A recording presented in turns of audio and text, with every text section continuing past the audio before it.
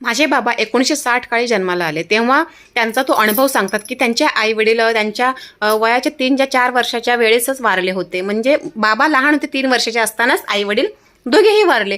मग काय करायचं, मग उदरनिर्वाह कसा करायचा, मग शाळाही त्यांची झालेली नाहीये. त्यामुळे ते दुसऱ्याच्या घरी, सावकारांच्या घरी वगैरे कामाला असायचे. कामाला असल्यावर काय, तर त्यांच्याकडून खायला काय मिळायची, मक्याची भाकरी. आणि मक्याची भाकरी चावता चावेना, दिवसभर मेहनत करायची, राबायचं आणि संध्याकाळी मक्याची भाकरी.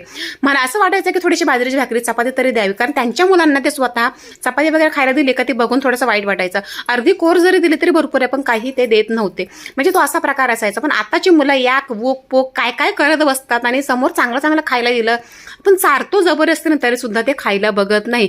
त्या काळी नव्हतं, पण ह्या काळात सगळं काही अवेलेबल आहे, सगळं काही उपलब्ध आहे. पण मुलांना असं इनोव्हेशन करून छान वाटतं, आणि असा राग येतो ना, असं वाटतं 2-4 कानफाडा द्यावं, पण काय करायचं, आपली मुलं आहेत.